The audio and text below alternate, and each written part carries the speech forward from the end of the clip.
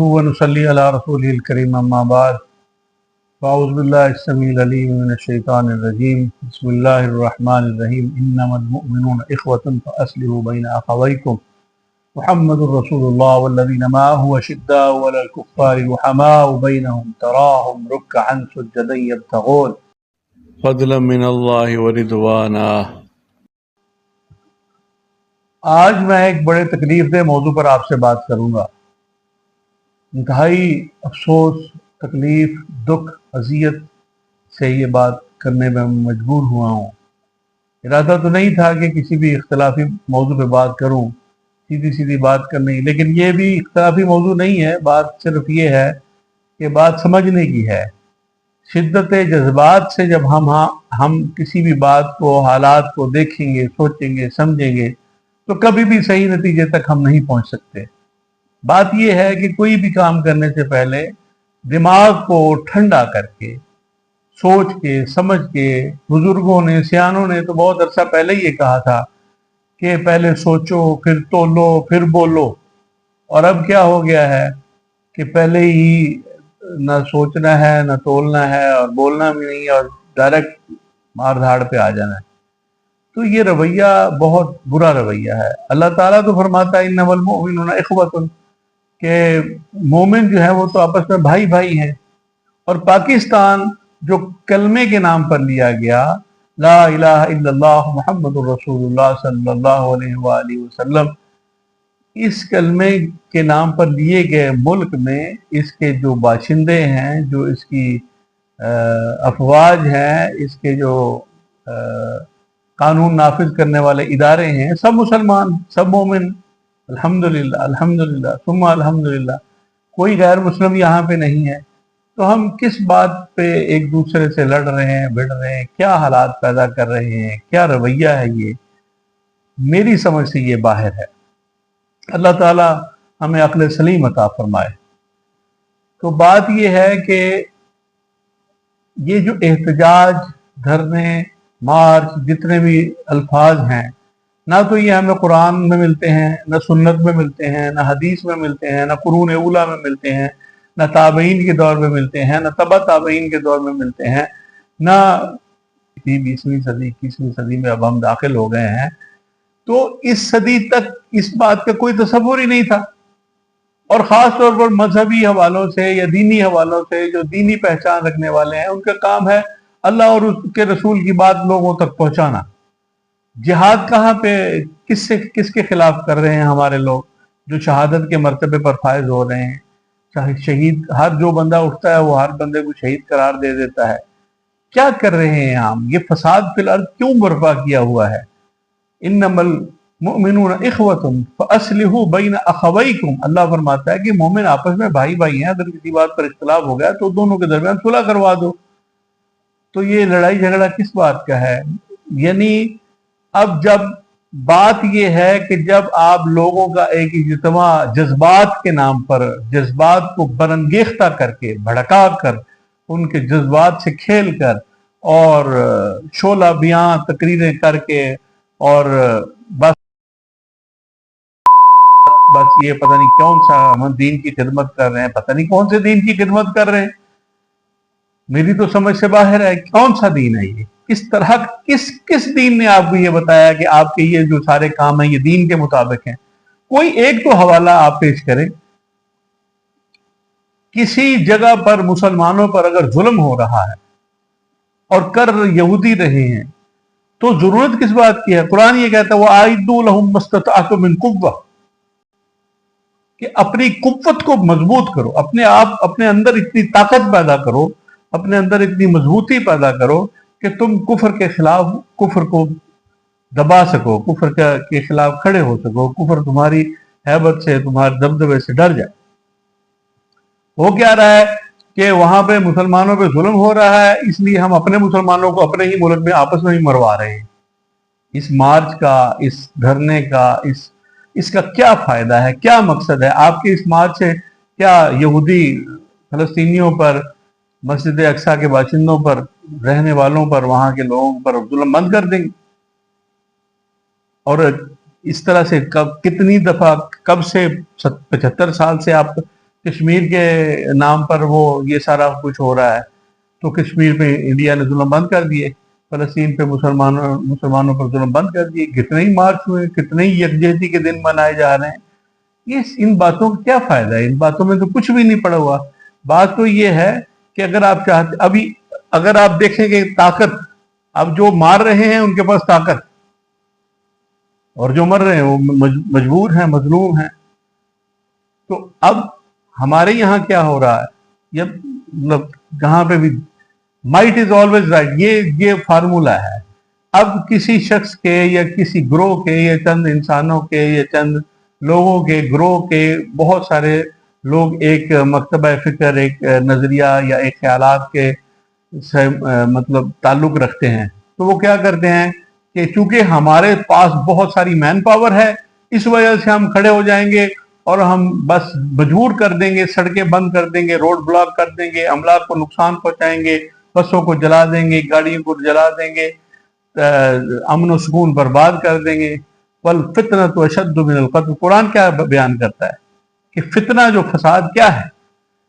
ایک انسان کا جو مرنا ہے ناجائز اس کو مرنا، یہ پوری انسانیت کا قرار قرآن نے دیا ہے، اور ایک انسان کو بچانا پوری انسانیت کو بچانا ہے۔ ہمارے نبی صلی اللہ علیہ وآلہ وسلم راستے سے پتھر، راستے سے کانٹے ہٹاتے تھے کہ کسی انسان کے پاؤں میں یہ کانٹا نہ لگ جائے، یہ پتھر اس کو ٹھوکر نہ لگ جائے، وہ گر نہ جائے، نقصان نہ پہنچ جائے۔ اتنی چھوٹی چھوٹی باتیں جو ہیں، یہ ہمارے نبی صلی اللہ علیہ وسلم نے اپنی تعلیمات کے ذریعے یہ پیغام دیا ہے کہ امن و سکون، اسلام کا مطلب بھی امن کا نام ہے، سکون کا نام ہے، سلامتی کا نام ہے۔ اور آپ راستے بند کر رہے ہیں، سڑکیں بلاک کر رہے ہیں کہ جی ہم مجبور کر دیں گے حکومت کو کہ ہمارے مطالبے مان لیں۔ کیا ہے یہ؟ کون سی کس دنیا، کیا لاجک ہے اس کی؟ میری سمجھ سے باہر ہے۔ میرا بچہ صبح کالج گیا، راستے بند، کوئی کہیں جا رہا ہے، کوئی کہیں سے آ رہا ہے، کیا ہے؟ کس دین کی یہ بات ہے؟ کس تربیت کی بات کر رہے ہیں آپ؟ کس نے آپ کو یہ تربیت دیا ہے؟ کوئی ایک تو قرآن و سنت، قرون اولیاء، بزرگوں کا، اولیاء اللہ کا، صلحاء کا، ائمہ کا، کسی ایک حوالے سے یہ احتجاجی رویہ جو ہم نے اختیار کیا ہوا ہے، یہ مجھے بتائیں آپ کہاں پہ ہے؟ کہاں سے لیا یہ آپ؟ صرف چند لوگوں کے اپنے سیاسی مقاصد، صرف چند لوگوں کے اپنے خیالات۔ وَأَمْرُهُمْ شُورَى بَيْنَهُمْ، قرآن تو یہی کہتا ہے کہ جب آپ نے کسی بات کا فیصلہ کرنا ہو تو سارے لوگ مل کر ایک شورا بیٹھ کر اس بات کا فیصلہ کرے، اس کو کرے۔ تو اب یہ جو ساری باتیں ہیں، ان باتوں کا دین سے کوئی تعلق نہیں ہے، یہ صرف اور صرف فساد ہے، یہ شر ہے، یہ نقصان ہے، بالکل کوئی ضرورت نہیں ہے۔ اب جو قانون نافذ کرنے والے ادارے ہیں، انہوں نے کیا کرنا ہے؟ انہوں نے یہی کرنا ہے کہ کہیں پہ بھی جہاں لوگوں کا اجتماع ہو جائے گا، وہاں زیادہ لوگ اکٹھے ہو جائیں گے اور وہ سب برانگیختہ ہوں گے، جذبات کے اندر ان کے بڑکائے گئے ہوں گے، اور ایک خاص ٹارگٹ اور مشن لے کے وہ چل رہے ہوں گے۔ وہ کہیں پہ بھی جا کر کچھ بھی منوانے کے لیے کچھ بھی کہہ سکتے ہیں، اور پھر کیا ہوگا؟ نقصان کس کا ہوگا؟ کیا فائدہ؟ ایک بچہ، ایک نوجوان، ایک کسی ماں کا لاڈلا، کسی باپ کا بیٹا، وہ اگر خدا نہ خواستہ اس کو کوئی کسی طرح کا بھی نقصان پہنچتا ہے تو اس کا ذمہ دار کون ہے؟ کون ہے اس کا ذمہ دار؟ کیوں یہ سب کیا جا رہا ہے؟ کیا فائدہ ہوا؟ آپ ادھر ان جو فلسطین کے مرنے والے ناجائز، ناحق مارے جانے والے جو انسان ہیں، بچے ہیں، بوڑھے ہیں، عورتیں ہیں، وہ مظلوم بیچارے ہیں، ان کے ساتھ یکجہتی کا یہ کیا طریقہ ہے کہ یہاں پہ اپنے ہی لوگوں کو مروانا شروع کر دیں آپ؟ جب ایک لوگوں کا اجتماع اکٹھا ہوتا ہے تو اس میں کچھ بھی ہو سکتا ہے، کچھ بھی ہو سکتا ہے۔ اور خاص اگر تو آپ کی تربیت ایسی ہے، آپ کی بنیاد میں تحمل، بردباری اور یعنی کہ میانہ روی ہے، اور بالکل کوئی جذبات کے اندر انگیخت نہیں ہے، ہم اتنی لاشیں اٹھا لی ہیں ہم یہ ہو جائے گا، بس ہمارے شہید ہو گئے، اتنے شہید ہو گئے، ہم شہید ہوگا، سارے کو شہید کر دیں، یہ اتنے شہید ہونے کے لیے تیار کھڑے ہیں۔ کون سا اسلام کا مارکا ہے جس کے لیے آپ شہید ہونے کے لیے کھڑے ہو گئے ہیں بھائی؟ یہ کون سا مارکہ اسلام ہے؟ مارکہ کفر و اسلام کا کون سا ایسا پہلو ہے اس میں؟ جہاد کا بھی جب تک ایک اسلامی حکومت اعلان نہیں کرتی کہ اب جہاد فرض ہو گیا ہے اور اسلامی حکومت پوری دنیا میں جہاں پہ بھی اور کفر کے خلاف کوئی ایسا اعلان ہو جاتا ہے، کوئی چند لوگوں کا گروہ یا اجتماع اکٹھا ہو کے جہاد کا اعلان نہیں کر سکتا، اور جب تک وہ نہیں ہوتا، جب تک کوئی شہادت کا بھی مرتبہ کسی کو حاصل نہیں ہوتا، یہ سارا ناجائز بچوں کو مروایا جا رہا ہے۔ کس نام پہ؟ جذبات، صرف جذبات، صرف غصہ، صرف جذبات، مقصد کچھ بھی نہیں، حاصل کچھ بھی نہیں۔ کیا ہوا؟ فلسطین کے مسلمانوں کو مارنا چھوڑ دیا۔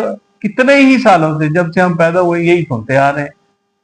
کوئی فرق پڑا اسرائیل کی بربریت میں؟ کوئی فرق پڑا انڈیا کی بربریت میں کشمیری مسلمانوں پر؟ کہیں پہ بھی فرق پڑا؟ پوری دنیا میں کتنے ہی ایسے احتجاج ہوئے، کتنے ہی ایسے ہوئے۔